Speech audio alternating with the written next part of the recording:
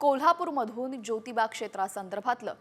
यावेळेस श्री क्षेत्र वाडी रत्नागिरी तथा ज्योतिबा डोंगर येथील ज्योतिबा मूर्तीचं संवर्धन प्रक्रिया काल 4 दिवसांनंतर आता अखेर पूर्ण झालेली आहे।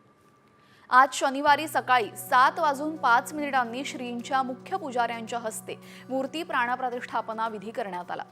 त्यानंतर धार्मिक विधी झाल्यानंतर मूर्ती दर्शनासाठी खुली ठेवण्यात आलेली आहे। सोमवारी मुख्य मंदिरातील गाभाऱ्यामध्ये ज्योतिबा मूर्तीवर धार्मिक विधी करून गाभारा बंद करण्यात आला होता। त्यानंतर कासव चौकामध्ये श्रींची उत्सव मूर्ती ठेवण्यात आली होती। डोंगरावर येणाऱ्या सर्व भाविकांनी या उत्सव मूर्तीचं दर्शन घेतलं। दरम्यान ज्योतिबांच्या मूळ मूर्तीचं जतन करण्यासाठी पुरातत्व विभागानं ही संवर्धन प्रक्रिया केल्याचं समजतंय। तर मंगळवार ते शुक्रवार या 4 दिवसात संवर्धन प्रक्रिया पूर्ण झाली असून आता श्रींच्या मूर्तीचं दर्शन मिळणार आहे।